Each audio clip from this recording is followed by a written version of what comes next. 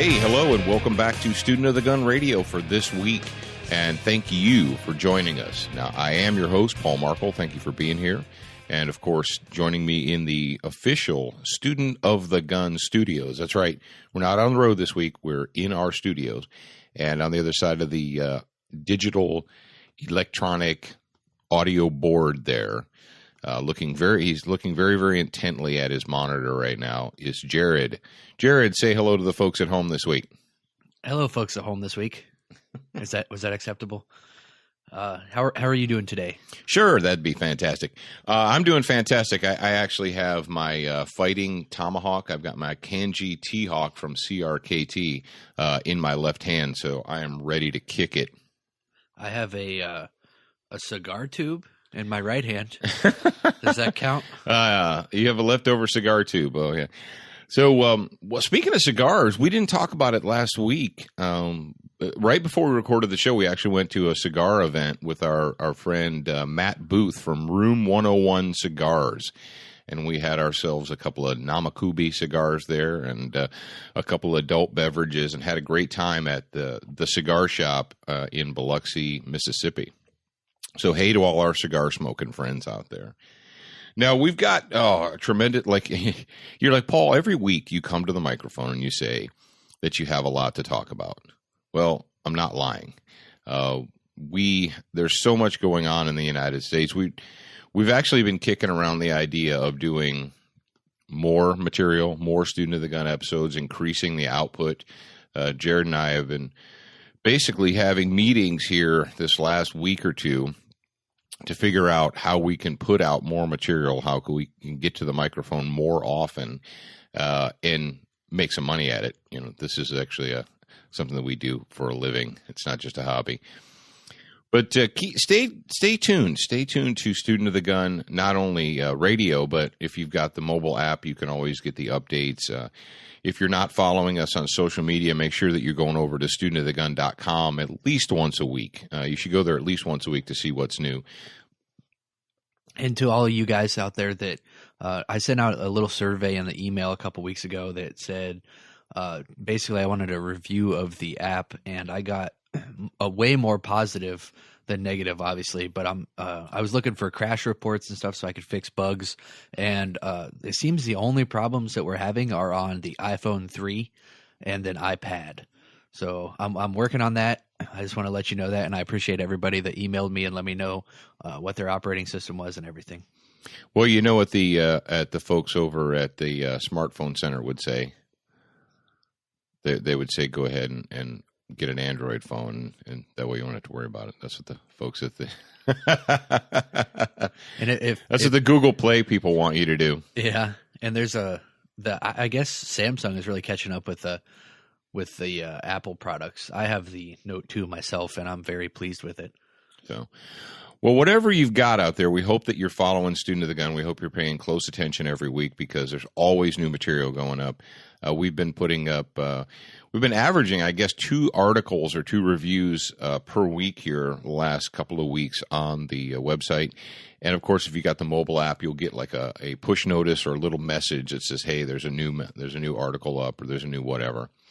And also, thank you for you guys out there that are sharing on the mobile app. We've got a fan wall, and a lot of you folks have jumped onto the fan wall, and you put pictures of your own guns and so forth. And that's what that's there for. That is the reason it exists. It's for you. Now, before we get into the meat and potatoes of this week's episode, we want to always take a moment to acknowledge our good friends at Kel-Tec down there in Cocoa, Florida. Kel-Tec Weapons, they're working hard to produce all kinds of funky, new, different, interesting guns that you guys can buy and use. And our friends up there in Republic, Missouri as well at Crossbreed Holsters. Like I said, last week I got a new Super Tuck Deluxe holster that I'm currently breaking in. I'm in the process of breaking it in. And if you've never used a tuckable waistband holster, an in the waistband holster like the Crossbreed, it's a little bit different the first time you try it. And what I'll advise you is if you've never used a product like this, you've never used a holster like this, don't put it on, wear it for an hour and say, "Oh, this is no good. It's not going to work for me." You got to give it a little bit more than that. You got to let yourself get used to it. They have 100% money back guarantee. If you have it for 2 weeks and you wear it and you really can't stand it, just contact them. But I think that's like a tiny, tiny, tiny fraction of a percentage of people, actually say, oh, I can't. I didn't, for the longest time, I'm not a little guy. I'm not a skinny guy. And I basically gave up on inside the waistband holsters. And it wasn't until I tried the Crossbreed, 3 or 4 years ago, I guess 3 years ago now, that I was able to make it work for me. And I was kind of shocked. It's like, because when I was first introduced to the product, I thought, well, that's nice for other people, but it's not going to work for me. And then I tried it, and, within a week or two, I was sold. And I've been wearing one on a daily basis for basically the last 3 years. I'm pretty spoiled because I think that was the first in the waistband holster I ever had, and it'll probably be the last one. I work out in the weather every day of the week, basically, and what is that? 8 hours a day, at least 4 days a week. I'm out in the weather with my Crossbreed on, and it never leaves hot spots. I never even notice it's there, really. Yeah, it's so comfortable that you actually can find yourself walking around thinking, "Oh crap, is my gun there?" And you got to do the quick, like, elbow check, slip your elbow back, and like, oh yeah, it's there. It's just like and if you guys have worn holsters before, if you're a concealed carrier, and there are certain holsters that you are constantly aware of the gun. You constantly feel it. And you get that, and you end up shifting it around or moving it or what have you. Now, I will say this: if you're going to use something every single day, and I'm not talking about once or twice a week. I'm talking about literally every day. You get up, you get dressed, you put a gun on. And I had a question somebody asked, or like, well, how long? What's reasonable for a holster? How much use or life should I reasonably expect to get out of a holster? And this is kind of a bonus for you guys. But the fact is, even the best holster in the world, if you use it on a daily basis, it's eventually going to get old. It's going to get worn out. It's going to need to be replaced. You don't buy one holster in 1984 and you wear it until you die. I don't know of any holsters that are like that. And especially, let's face it, do you have the same car you had in 1994? Maybe you do, but most of you don't. And holsters do need to be replaced. Now, I'll say this. When I was a police officer, I was replacing duty holsters maybe once every 2 to 3 years. I would replace my duty holster because I did do a lot of practice with them. I did do a lot of training. I did do a lot of dry fires. I did do a lot of holster presentations. But when I was working as a cop, about once every 3 years or so, I guess on average, I would replace my duty holster.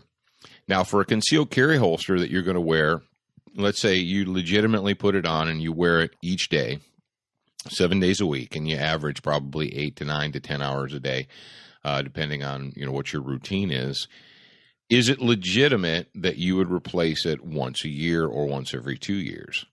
Actually, it is very, very legitimate. And often we see negligent shootings or negligent discharges. And when it's broken down and examined, people are like, well, I don't understand. There was no finger in the trigger. There wasn't anything like that. And there was one instance, was right before SHOT Show. We noticed that, Jared. It was a guy had gotten into his truck and sat down and like adjusted himself, and the gun discharged. And people were like, oh, what's up with that? Well, it turned out that this guy had been carrying the same holster for years and years and years. It was a leather holster. And it had gotten soft and worn, and it allowed something to contact the trigger, and the gun discharged. And if you're one of those guys, if you're walking around, I know it may be your favorite holster. You may love it to death, and you rub it every night with an oily rag. But the fact is, you got to replace your gear once in a while. It's like magazines. People, it's like, well, why should I have to replace the magazines? Well, because it's a moving part, and it's not meant to last forever. What I would say is a high-quality holster, something you're paying $60, $70, $80 for, maybe a little more, should last you a minimum of 2 years of everyday use. Now, if you're one of these, I just wear a gun occasionally, like, when I think I'll need it. I like those guys. I just wear my gun when I think I'll need it. Then, yeah, you might get 3 or 4 years out of it. But if you're wearing it every single day, and you say, "Well, man, dude, I paid $70 for that thing, and you're telling me I got to replace it once every 2 years?" Well, dude, I mean, if it's something you're going to be using to save your life, to protect your life, take $70 and divide it by 365, and then divide it again by another 365, and tell me how many. What is that, like a nickel a day or 6 cents a day? You figure it out. Can you afford 6 cents a day for a piece of gear that's going to potentially be there to save your life? I don't know. Make your own decisions. While we're talking about holsters, I was scrolling through the forum, and one dude says that he found out he's more than likely going to need surgery on his left shoulder. He carries in the waistband every day, and he says, are there different ways or techniques to clear garments? Well, I wore a sling. My left shoulder was down for a little while, and I wore one of the new slings that they have, and I'm going to tell you that you're not going to be able to carry in the waistband because it's got a strap that goes around your waist as well. So what I did is I stashed a little revolver, or I think I have my DB380. I know you stashed the Smith & Wesson J-frame. Yeah, it was maybe. Do you have a really nice Smith & Wesson stainless steel J-frame that you carry? Is that a trick question? Yeah. Why do you have that nice J-frame that you're able to secret on your body? Because I do awesome work. Yeah, because you got it from me. Anyway, I stashed my J-frame in my sling. It's kind of like a neat little concealment holster for your gun there. I didn't even in the waistband carry with my sling on. Do you know anybody that has, Dad? No, but Jared brings up a good point. With those new, after you have shoulder surgery, they put your arm in a big cushy padded sling, and they stick that pillow thing underneath it. And then there's a support strap that goes around your waist, around the outside of your shirt. So it's going to be kind of tough if you're using a waistband holster to do that. But I would say, maybe front right pocket carry, stashing a gun in the holster, or not in the holster, in the sling, stuff like that. It might be a good bet for you. You could even do appendix carry. That would be out of the way. Yeah, you could, except that you still got to drape the shirt over it, and you got to pull the shirt up to get it. So you're probably looking at pocket carry or hiding it in the sling. That's what I would say. We can let's move on to the meat and potatoes, as you said earlier. All right, we're moving on to the meat and potatoes, and as always, each and every week we bring you an Excess Sites Good Guy of the Week, and this is where we go into the online forums and the digital media and the inbox. And Jared sorts through those each and every week, picks out a question that we hope not only the individual in question will appreciate, but we pick these questions out hoping that they'll be of a benefit to everybody out there, not just one individual. Jared, tell us who our good guy of the week is. Our good guy this week is Jay Halbrooks, and he wrote into the forum. And his question is, what is the reason for the shift in thinking regarding external safeties on concealed weapons? I seem to hear over and over that a concealed weapon should not have an external safety of any sort. Is that your view as well? Okay. Well, it's not that they should not have an external safety. It's basically it's simple physics. When you manufacture a firearm and you put levers or buttons or what have you on them, they're going to be sticking out. They're going to be pushing out from the frame, from the slide. And if you're wearing a gun close to your body all the time, 1911 guys had to deal with this for years. Wearing a 1911 tucked in close to their body, and they would have that manual thumb safety pushing against the sides of their bodies. And a lot of holster manufacturers address that by making body shields that would go up, and they would cover that part of the gun so that it wasn't pushing against your side, pushing against your flesh all day long. Now, in addition to the comfort issue, if you have, for instance, a 1911 style or any style of firearm that has a safety switch or a safety lever or what have you, when you're moving around, whether it's your clothes or your body, they will come into contact with the gun. And quite often, you touch the gun or you pull the gun out and you realize that either your clothing material or your body moving, shifting around, or putting a seatbelt on or something has caused the safety to become disengaged. It's flipped off. And so let's say you're a 1911 guy and you realize to your chagrin as you pull the gun out of the holster that somehow the switch got hit or the lever got hit, and now it's been carrying around in your holster all day long with the safety off, and you might get like, ooh. And unfortunately, what people will do is they'll realize that that's a potential or problem, and they'll say, oh, well, I'll just carry my concealed carry gun with the chamber empty then and the hammer down. That's my solution. Well, that's not really a solution. That's basically handicapping yourself, and we've talked about that in the past. So why is it that concealed carry guns or all modern guns are going without safety levers? Well, what the manufacturers have figured out that they can do is they can put the safety devices inside the guns. I know all you Glock haters out there, you're like, oh, there's no safety on a Glock, man. It's unsafe. There are 3 passive safeties in the Glock pistol, just like there are in the M&P 9 or the M&P 40, and also in your XD pistols and so forth. Go on, Jared. What's up? I was just going to ask what the first safety is. Oh, the first safety is your brain. What's the second one? Your finger. There you go. We're going to do, you're doing the Black Hawk Down reference there. But so modern firearms that have redundant safeties, that have drop safes, safeties and so forth, are safe to carry with a round chamber because of the modern design. Now, old guns that were made around the turn of the centuries don't have drop safes and so forth. And there are some guns out there that I believe it's the original Colt, the pre-1911 Colt, the 1903 Colt. You got to be careful with some of these guns because they were built before the advent of the drop safe. And if you drop them, they can discharge and fire. So you got to be careful with that. A great example of a really good concealed carry gun is the KAHR. KAHR. The KAHR pistols, whether it's the 9mm, 40, 45, what have you, or the 380, they make a really slick 380 pocket pistol, compact pistol. Matter of fact, it's probably one of, I know my buddies at Keltec might get annoyed at me, but the KAHR is probably $200 more than the Keltec pistol is. But the KAHR pistols are built very, very well. And Keltec, for that matter, their compact carry guns, the P380 and the P11 and so forth, and the PF9, those all have long, deliberate trigger presses, and they don't have external safeties.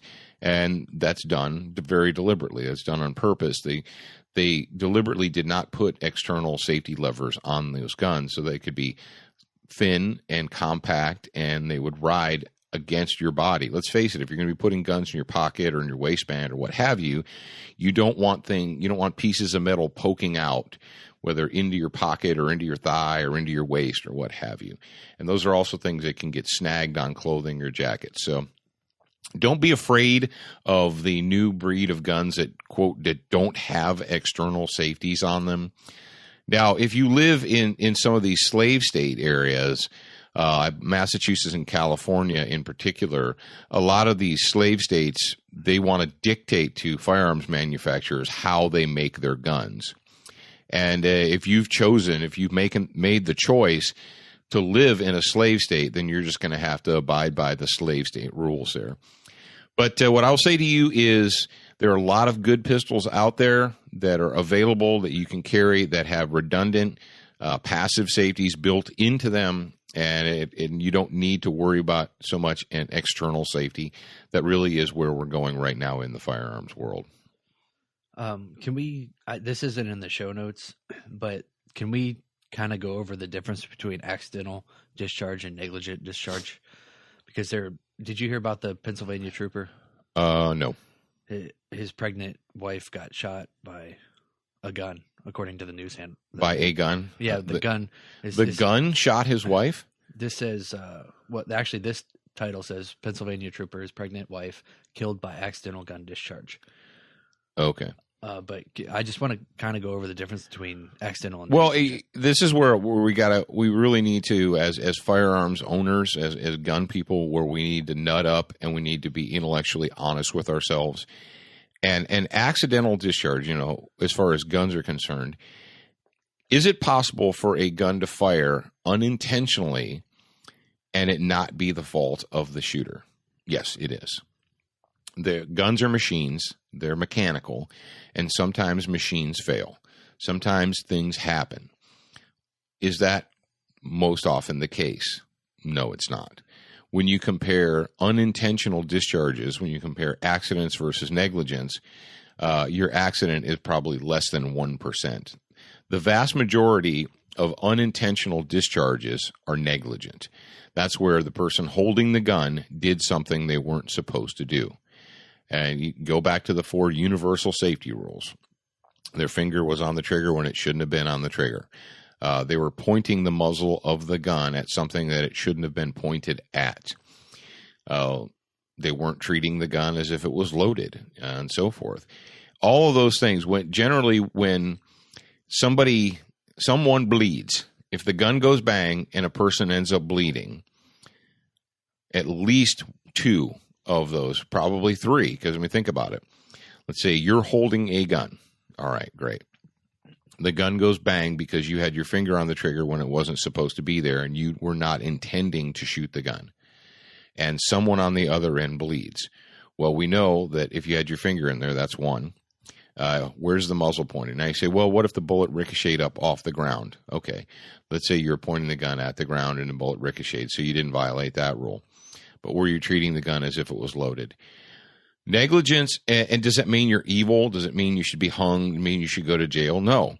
But where we need to be intellectually honest with ourselves is the knee-jerk reaction of most people is to blame the equipment for their mistakes. We had a situation we mentioned it on Student of the Gun like a month or 2 ago where was it Connecticut? It was New England. It was a police chief up in New England had a negligent discharge. And when asked about it, he said, I was wrong.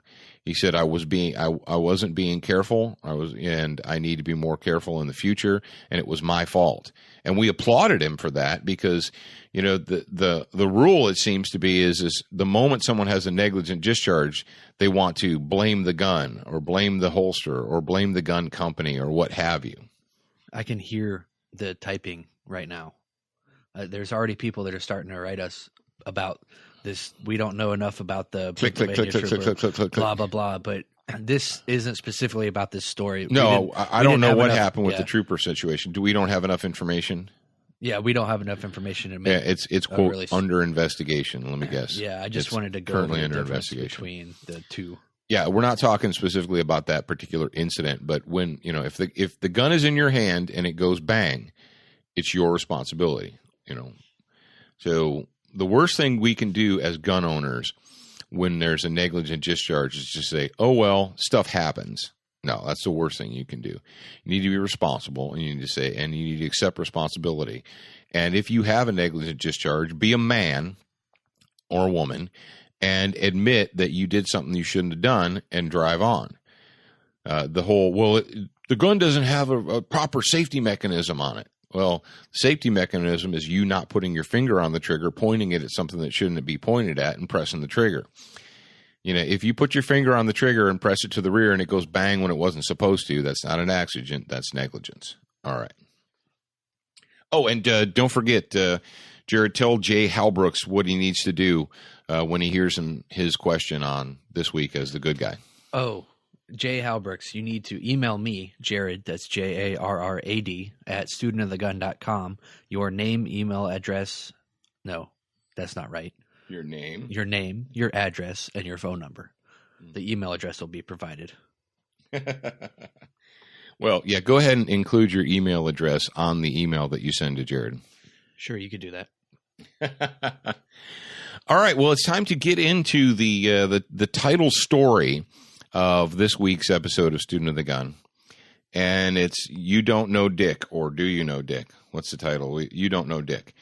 And people are there, you're already, I know some of you prudes that think that we're sophomoric and juvenile have already gotten your panties all twisted up. But go ahead and take a moment and untwist your panties, because what we're talking about here is the bill that was submitted and passed by at the time, Congressman Charles Dick, D-I-C-K. And it's also referred to as the Dick Act of 1902, or it also has been labeled as the militia, the efficiency of the militia, House Resolution 11652 of 1903. And you say, okay, this is a 100-year-old bill. It's a 100-year-old law. What does that have to do with me? Well, if you're a gun guy, if you're a gun person, what you should do is you should, look this up. Now, unfortunately, because it is 100 years old and they didn't have the internet in 1902, it's kind of difficult to find. We've been researching all week, and we've been trying to find specifics. We've been trying to find the actual Library of Congress records of the Dick Act. And we've had a hard time of it because I don't know if it has deliberately not been transposed from the Library of Congress onto the internet, or if that's just, if that's an oversight somewhere. But what is the Dick Act and why is it important to you? Well, basically, what they did in 1902 is they spelled out the efficiency of the militia bill, and it divided the armed forces of the United States into three distinct categories.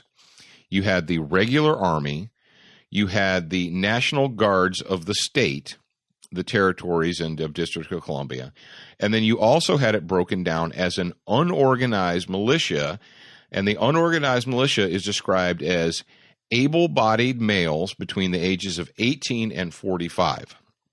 Now, here's the big deal. Well, there's two big deals. Number one, it very specifically delineates how and when the federal government can use or utilize the National Guard. Because as you guys should know, the National Guard is supposed to be, it was set up as a tool for the governor of that state.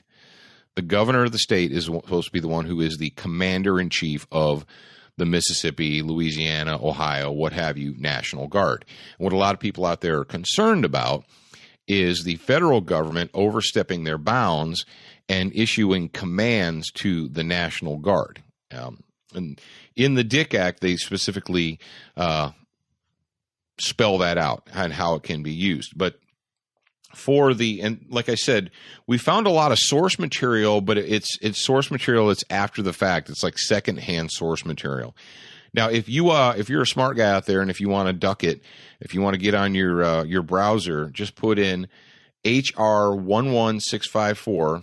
You can either put in the Dick Act or the Efficiency and Militia Bill, and you'll get the material up there. Jared's going to put a link for you guys in the show notes.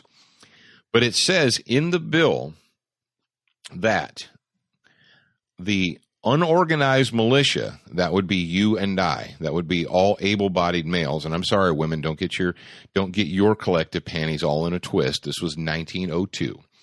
It says they may unorganized militia has the absolute right and the Second Amendment right to keep and bear arms of any type and as many as they can afford to buy. And when you read that language, and it also goes down into say that the President of the United States has zero authority without violating the Constitution of the United States to call the National Guard to serve outside of its state's borders. And also that the National Guard can only be required by the national government for purposes specified in the Constitution. Oh, we're going back to that whole Constitution thing. That really annoys progressives and liberals when you fall back on the Constitution, because they don't like that. They don't like rules. They like to be able to make it up as they go along. Now, if you read the explanations of when it comes down to the explanation of the Dick Act, or it says that the federal government cannot violate or change this law without violating the Constitution of the United States. Now, we really wish that we had the exact copy, from the Library of Congress. We have not been able to come up with that yet. It's right here. You got it? Where did you find it? It's not a PDF version. It's a bunch of images. There's images of the pages. Okay, There's 34 pages. Did you get back from? Did you get away from the front? Because we were able to find the title document. Yeah, I'm on page 3 right now. And there's 34 pages. I'm going to keep turning. Okay. Well, what Jared's going to do is he's going to go ahead and now, like all laws, unfortunately, We've gotten away from the simplicity of laws. It used to be that when laws and acts were written, like the whole Declaration of Independence and the Bill of Rights and so forth, that they were short, and they were specifically written so that every citizen could read and understand them. And then as we progressed as a nation and we put all the lawyers in charge, we started getting very, very complicated and convolute. Look at the Affordable Health Care Act. It's like, what, 900 words or something, or 900 pages, something like that. We're going to put this up for you guys. We want you to read it. Now, this is something that we want to stress. I don't want you to just take my word for it. I don't ever want you to feel that, and I mean, unless it's an opinion, unless, I say I like X better than Y, or I like Y better than Z. But when it comes to stories, when it comes to the law, what I want you guys to do is I want you to be smart. I want you to be educated. I want you to be informed. And the way we help you do that is we put the links, thank you, Internet. We put the links to this material, and you can go and read it yourself. We're not just throwing stuff out there because we think that's the way. We're putting the actual source material on studentofthegunradio.com. I think I'm going to make this into an ebook so I can give it to people, because this is it's difficult to flip through. Did you click on the link I gave you? Yeah, I've got it here, and it is kind of tough. Even with the internet, it's tough to navigate. But it looks as though the entire Dick Act is there. So what we want you guys to do is to go through there and take a look at it. But as it's been reported, as it's basically been summarized, the Dick Act, or the Efficiency of the Militia Act of 1903, states that there are three armed bodies, lawfully armed bodies, in the United States of America, and that is the regular Army, the National Guard, and, quote, the unorganized militia, which is made up of able-bodied males, and I guess in 2014 we can say able-bodied females as well, and that they have the natural right, let's say natural right, and Second Amendment right to keep and bear any arms that they can. And this comes back to something that we've talked about before, but we didn't really hit on hard, is parity. And you're like, well, what do you mean parity? Well, in the United States of America, actually before it was even the United States, when it was just the colonies, and you had several, individual colonies of Massachusetts, Connecticut, and New Jersey, and so forth, the citizens had absolute or direct parity with the military, with the organized military at the time. And when I say parity, I mean the British regulars had cannons. They had black powder cannons. The militias in Connecticut and in Massachusetts and so forth had cannons. And you're like, you're telling me that citizens, that just average people, were allowed to own cannons? And I'm telling you, yes, they did. That was, if for those of you that went to public schools here in the last 20 years, what you probably don't know is the reason that the British regulars, that the Redcoats, that they marched out of Boston and went out into the Massachusetts countryside to Lexington and Concord, was to seize and destroy the arms that were being held by the colonists. And they were specifically looking to seize and destroy any cannons, powder, munitions that they could find. Speaking of cannons, I just had an ADD moment. You know who I miss, who I haven't got to see in a while? Our friends at Red Jacket. Ah, yeah. It's been too long. Too long, yeah. Too long. Yeah, they like to shoot their cannons off. Well, it's coming up pretty soon. Will's birthday is in June, and we always do. For the last 3 years, we've had a birthday bash to celebrate. And how does Will Hayden celebrate his birthday? Awesomely. By shooting cannons. That's right. Hey, admit it. If you could celebrate your birthday by firing off a cannon, wouldn't you do it? I know I would. If you had friends that had cannons and they wanted to come out and shoot them for your birthday celebration, would you let them? I know I would.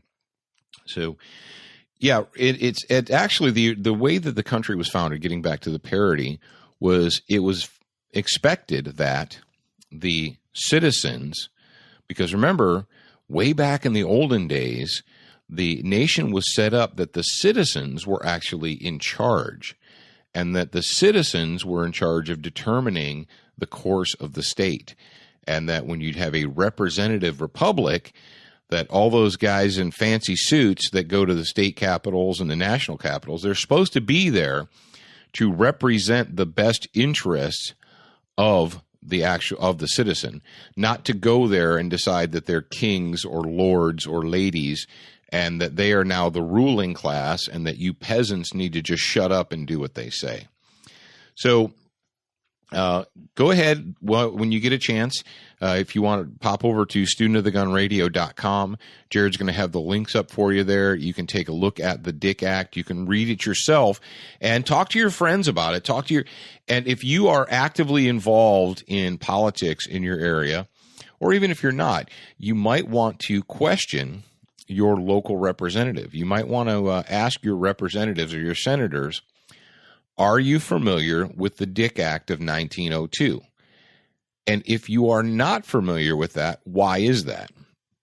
Especially if you're in an area, if you're in a state where they're proposing more restrictions.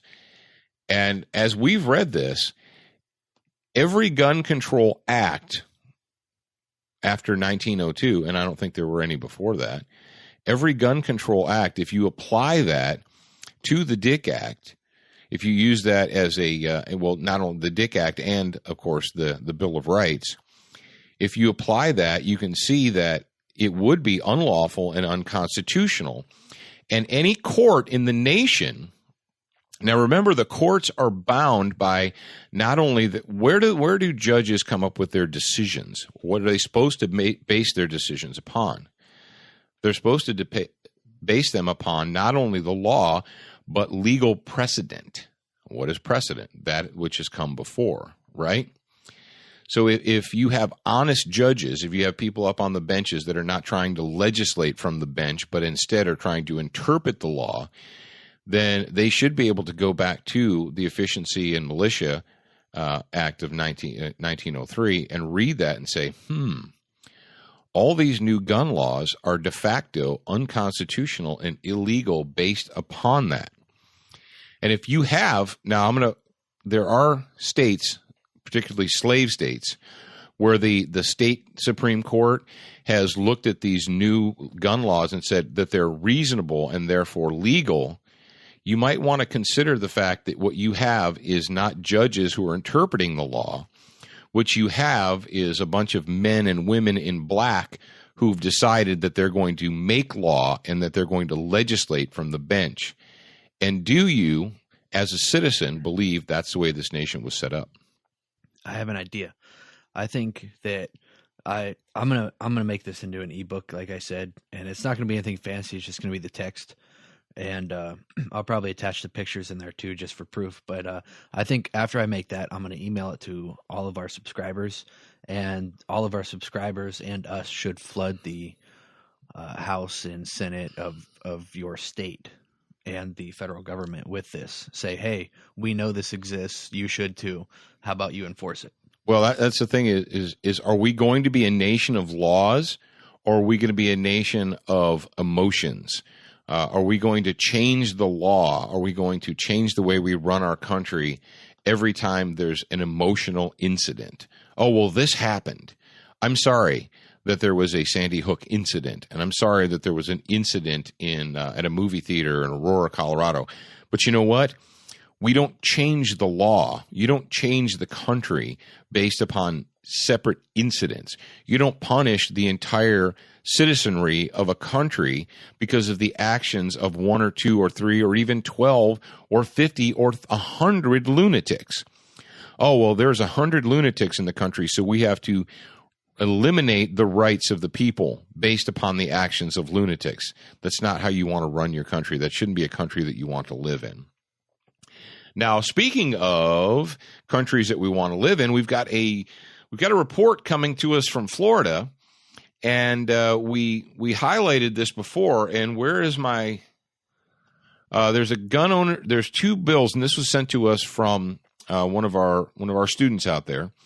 There are two gun owner protection bills going through the House and the Senate in Florida, and one of them essentially states that you cannot, that the governor and the state government cannot deny you the right to carry a firearm during a state of emergency. And the other one is, what do we call it? That was previously the Pop-Tart bill or what have you. It protects kids from being punished in Florida schools for look-alike guns or fake guns or Pop-Tart guns or finger guns or so forth. Toaster pastry. Yeah, the Toaster Pastry Protection Amnesty Act. Act or something. Yeah. So that's it over there in Florida, the Sunshine State. We thought you guys would appreciate that. How are we doing on time over there, brother? We are at 40 minutes now. Okay. Well, it looks like it's time for some Slave State news. I like to teach you all the rules. I get to see them set in stone. I like it when you chain me to the bed, but then you see. All right, you know what, that little bit of puddle of mud there, a little bit of control. That song denotes our Slave State news. That's our Slave State news report. And this first story comes to us from ammoland.com. And we talked about this particular story a couple of weeks ago. We said that the 9th District Court had overruled specifically San Diego, the county of San Diego, because they were only issuing concealed carry permits or permits to carry a concealed handgun on a discretionary basis. And it said that essentially that you had to demonstrate need. You had to go through all these other hoops, and then it also said that you had to give a demonstrable need to the state before they would consider it. And the Ninth Circuit Court said, no, the citizen does not have to give you a demonstrable need. They don't have to give you an excuse why they want to carry. Well, what do we know about California? What do we know about liberals? As when things don't go their way, they like to throw little fits. Well, the California Attorney General is attempting to overturn the ruling from the 9th District Court. That's right. If you live in the slave state of California, if you live in the glorious People's Republic, what you should know is the state's Attorney General, Kamala Harris, is attempting to have that ruling overturned and thrown out. And you might be saying, what? Why does the Attorney General think that she needs to overturn the decision of the court? Well, according to this, that they believe that in California that the elitist politicians' ruling class believe that you, as the peasant citizen, need to establish good cause before you are allowed by the state to be armed. That's right. So we thought you'd appreciate that. We thought you'd appreciate that your elected official there, Ms. Harris, out there in California, has decided that you peasants really don't need to be armed and that she's going to appeal and fight the court's decision. Now, how long is that going to take? We don't know. We don't know how long that's going to take. But if you're still living in the People's Republic of California and you're surprised that the elitist members of the ruling class are trying to basically enslave you out there and deprive you of your rights as a citizen, your natural rights as a human being, if you're surprised by that or annoyed or what have you, I don't even know what to tell you. What do you expect? What do you expect from them? That's like getting angry at a rattlesnake when it bites you. That's what they do. And that's what liberals do. They try and strip you of your rights and put you down into peasant class status. And that's what they're going to do. And that's what they're going to continue to do as long as you knuckleheads and reasonable people out there keep reelecting them. So what are you going to do if you're in California? You're going to go to studentofthegun.com and you're going to sign up for our newsletter. And then I'm going to send you something that can help you combat this stupidity. That's right. You can get a copy of the Dick Act, and you can make sure that your attorney general out there has a copy of the Dick Act, and ask her if she knows Dick. she might not know Dick, and you might need to introduce her. So we'll make sure that you guys all have a copy of the Dick Act of 1902, and that way you can familiarize all of your at the state level and the national level. We want to make sure that everyone does know Dick. Now, continuing on. Now, remember, we said we constantly have an East Coast, West Coast. We've got a gun control kind of a rap battle going on between the East Coast and the West Coast. You got the far left. They propose their insane restrictive gun control acts, and then out on the East Coast, they're like, yo, we got more gun control than you. We're going to show you all. Well, this story comes to us from LongIslandNews.com, LongIsland.news12.com, and it says Yusuf Gawad of Huntington Station has been charged with manslaughter for shooting an alleged burglar. And what we found is that this man's home was broken into. That's right. His home was broken into by not one, not two. Let's see what the story says here. I believe it was 3 home invaders. You see that in there, Jared? 3 home invaders broke into this guy's house. And what was his crime? Well, his crime was that he used a rifle. He engaged the burglars with a rifle, and he shot them, and one of them died.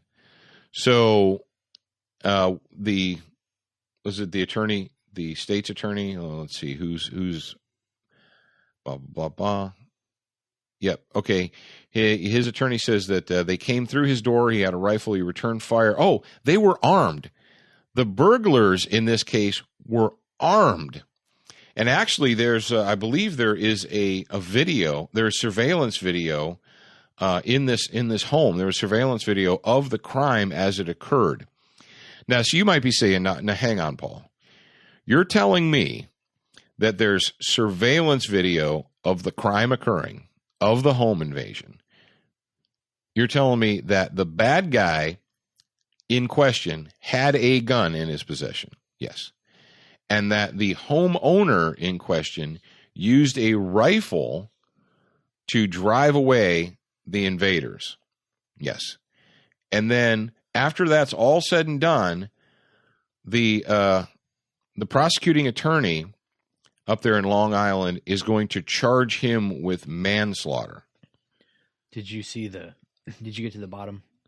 Yes, that's what I'm going to tell you. Okay. No, go ahead. What do you want to mention? The prosecutors asked that this dude be held on $50,000 bail, but the judge was nice. The judge said he could be released without bail if he surrendered his passport and wore a tracking device. Right. So here we go. We got the slave state of New York. So, and is this a surprise to us? Not me. No. What do we know? We had a prominent businessman used a firearm to stop someone from breaking into his apartment, and he gets arrested and charged. Folks, if you live in these areas, you need to understand this.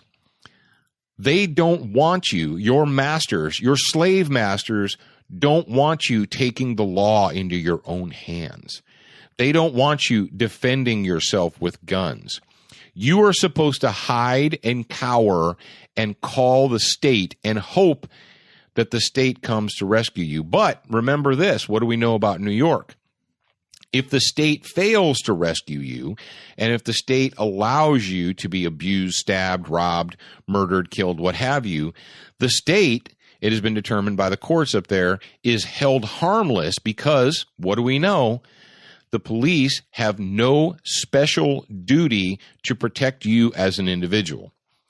So here we go again and again and again. In New York, in the city of New York City, in Long Island, someone uses a firearm to defend themselves against a violent criminal, and rather than concerning themselves with the behavior of the violent criminal and congratulating the citizen for stopping them, they've decided that a better course of action is to charge the citizen. Yes. Well, he shouldn't have had stuff that the burglars wanted to steal. That's right. If he wouldn't have had stuff the burglars wanted to steal, that wouldn't have happened. Do you understand the insanity? And you're like, oh, well, yeah, that happened to him, but it wouldn't happen to me. Really? It wouldn't happen to you? Tell me exactly why that wouldn't happen to you. Well, yeah. Tell me why it wouldn't. And if you allow this to go on, you allow citizens who defend themselves from criminals to be charged. What does that set? We used that word just a little bit ago, the P word. That sets a precedent that you as a citizen cannot be allowed to do that. I'm really curious how you as as a person who is in New York, who is a member of the state, whether it's a prosecuting attorney, an elected official, a mayor, a police officer, what have you, how you can look in the mirror and on one hand say the police or the state, remember, the police represent the state, that the state has no special duty to protect you as the citizen. So you're on your own. But then when you take care of yourself, then they're going to turn around and they're going to charge you for taking care of yourself. It's craziness. And that leads me into one final point before we take our break at the end of this segment. It's we get this all the time. We get this from people out there. They write into the Facebook or they write in messages. They're like, well, you always say about, you need to get out of the slave states and move to a free state. But I like to think that I'm behind enemy lines fighting the good fight. I'm not going to leave. I'm going to stay and fight. And we say, okay, fantastic. But be intellectually honest with yourself. All right, if you're going to make the comparison of being behind enemy lines and fighting, okay, let's take that comparison. So it's World War II, and you parachute in behind enemy lines into Nazi-occupied France. I'm pretty sure that the 82nd Airborne guys that parachuted in into occupied enemy territory didn't parachute in and give aid and comfort to the Nazi army. Pretty sure they didn't give food and provisions and arms to the Nazi army. That's not how they fought them behind enemy lines. You say, well, what are you talking about, Paul? Well, I'll tell you what I'm talking about. If you stay in the People's Republic of California, if you stay in New York, if you stay in Connecticut, if you stay in Massachusetts, New Jersey, I could go on, and quote unquote, fight the good fight. I'm fighting. What you're doing, though, go ahead and pull out your last pay stub and take a look at it. Yeah, you in California, pull out your last pay stub and take a look at it. Well, what does that have to do with anything? Well, what it has to do with is take a look at the amount of money that the state who is attempting to enslave you took out of your paycheck last week or last month. So while you're staying behind and fighting the good fight, you are feeding money to the people that want to enslave you. You're feeding money in New York. You're feeding your money into the machine that is set up to enslave you and make you a helpless peasant. You're feeding money to the prosecuting attorney in Long Island who wants to put you, the homeowner who defended his family with a gun, wants to put you in jail. So before you guys sit down to pen me another letter about how you don't understand, I'm behind the lines fighting the good fight, I want you to tell me exactly how you're fighting the good fight and how you're not feeding money to the machine that is attempting to enslave you. Do you want to – was that the end of your thought? That's the end of that thought. That's all I have to say about that. We've got enough time, I think, for this next story. If we want to go ahead and complete this The retreat one? Yeah. Okay. As long as it's not like a 10-minute story. Okay. Last story. We're going to talk about this one. This came to us from The Wire, and it comes to us from Missouri. Missouri's kind of it's become a state where there's a lot of contention. There's a lot of free-minded people in Missouri, but apparently, well, it's like any other state that has large metropolitan areas. When you have a large metropolitan area, when you have rats piled on top of rats, you get this kind of thing. And the story comes to us from KCTV5.com. And essentially, a Missouri lawmaker has decided that he's going to propose a bill. And we haven't given out a douche nozzle of the week award in a long time, have we, Jared? No, actually, we haven't. Well, and we have been remiss in that, in not having given out a douche nozzle of the week award. So what we're going to do is we're going to we're going to issue a douche nozzle of the week award to Representative Randy Dunn of the Missouri State Senate. Is he in the Senate or the House? Let me see. It says he's a quote unquote lawmaker. Well, if he's a representative, then he's in the House up there. That makes sense. And he's proposed House Bill 1940 after several high-profile cases around the country have raised certain questions. Okay, this is a bunch of bullcrap, folks. This is we're going to use the emotion of the people to try and slip legislation in that's going to disarm or hinder or harm the citizen. And basically, what this guy wants you to do, if this is ever passed up there in Missouri, is that you will have to prove or demonstrate that before you used, quote, deadly force to protect yourself, that you will somehow have attempted to retreat from the situation. And, Representative Randy Dunn has a big capital D behind his name, but I know you're not surprised by that. You know what annoys me and what should annoy you? That these people think that we are so dumb that they can wordsmith their words into making us feel a certain way. Yeah, it says this is an attempt to address the Castle Doctrine and, quote, stand your ground type laws. Well, here's what I would ask you, Randy. Why do you think that a person who is minding their own business, who is in their home, who is going about their lawful business out in public, why do you think that person needs to acquiesce, needs to succumb, needs to take special steps to give? Why does he think we need to give crooks, felons, murderers, rapists, robbers? Why does he think we need to give them an extra step?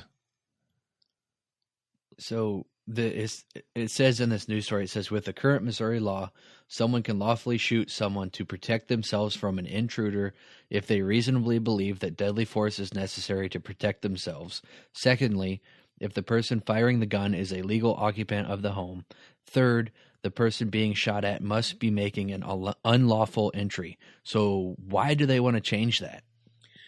So could we also call this the Criminal Protection Act of 2014? Could we call this House Bill 1940 the Criminal Protection Act? Who exactly is Randy Dunn concerned with? Whose safety, if you're up there in Missouri right now, ask yourself this question.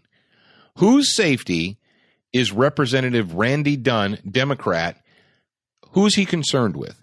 Is he concerned with the safety of the citizen, of the taxpayer, of the homeowner? Or is he more concerned about the safety of apparently what he feels is his largest voting bloc, the criminal felon? Apparently, Randy is trying to court the votes of the recidivist criminal and the career felons. I guess that he's not getting enough of the career felon and recidivist criminal vote, so he's trying to court their vote by giving them a break here. He's got the Criminal Protection Act. Randy, you're a douche nozzle. And another thing here, it says, because of a number of issues that have been happening across the country as it relates to the Castle Doctrine and stand your ground type laws, I feel that instead of encouraging violence, we should be trying to find a peaceful solutions. So if a homeowner retreats instead of shooting and killing this, or maybe not even killing, but shooting this scum, then the scum is going to move on and assault other people. So how is that a peaceful solution? This guy is a moron, and you should be. Let me guess. He was elected by. I bet his district. Well, we need to look this up and see where Randy's district is. But I don't even have to look it up. I can tell you that Randy's district is probably one of these large crime-filled metropolitan areas that are where if you can get enough rats to vote for you, then you can become the representative. Kind of like Sheila Jackson Lee down there in Texas. She convinces enough rats to vote for her every cycle to stay in the House of Representatives. And you people in Texas, I'm sorry, but you should feel shame. You should be ashamed that person has been allowed to stay in the House of Representatives as long as she has. But I don't want to get off track here with our douche nozzle of the week, Representative Randy Dunn. Apparently, Randy Dunn thinks that when vicious criminals, when these monsters, most of them which have just poisoned, polluted, drug-addled brains, when they burst into your home, the best thing for you to do with them is to, quote, seek a peaceful solution. This story is making me almost physically ill. It is that stupid. And I hope that the good people up in Missouri have buried Randy Dunn and buried his office with your disapproval up there. Apparently, Randy has absolutely no clue how violent attacks and violent assaults, how they occur. It says Kansas City. Kansas City, there you go. So, yeah, Kansas City. He's a representative from Kansas City. He's convinced enough welfare slaves and rats to vote for him that he can go to the state house and propose ignorant legislation that is only designed to protect the criminal and designed to increase the victim factor in the citizen. So congratulations, Randy Dunn. You are the official student of the gun douche nozzle of the week. Now, that's going to bring us right up to the end of this current segment of Student of the Gun Radio. We appreciate you, as always, being here. We appreciate our friends in the industry. We appreciate our friends Colt Firearms, XS Sights, Keltec Weapons, and, of course, Crossbreed Holsters. Now, stick with us. We're going to do a part 2 this week, and we're going to do a part 2. We're going to discuss what exactly a, quote, look-alike gun is, and what can you do to prevent yourself from being accused of possessing a look-alike gun. We're going to talk about some bad gun store advice. We're going to talk about pepper spray and what is real. We had several questions about pepper spray, and we're going to go back to we're going to talk about some self-defense half measures. And if you have the opportunity this week, if you're a subscriber to Dish Network, I want you to take a moment on 9 o'clock, or you can set your DVRs, because I know you guys all have DVRs if you have Dish Network. Set your DVR and record Student of the Gun. It comes on at 9 p.m. Eastern every Monday night on Dish Network channel 266. If you don't have that, we'll jump on over to studentofthegun.com. Now, at studentofthegun.com, you can order the book Armed and Smart, A Beginner's Guide to Concealed Carry, because let's face it, a lot of you guys out there know people that are beginners to concealed carry. We have Armed and Smarter, an advanced guide of concealed carry tactics and training. Go ahead. Those would be awesome replacements for gun shop advice. Yeah. If you're getting weird or bizarre gun shop advice, you might want to go ahead and do that. Check out Student of the Gun, not only the radio program, the TV program, but we have a blog section. We have articles that we put up every single week. Don't forget to check us out on social media. And remember that we have made available to you, whether you have an iPhone or a smartphone or an Android device or what have you, the Student of the Gun mobile app. It's free. Go to the iTunes store and download it for nothing. Go to Google Play, type in Student of the Gun. You can download it right there. And the reason we can do that, the reason we're making it free of charge to you guys out there, is because of our good friends at Century Arms. Now remember, you're a beginner once, but you should be a student for life.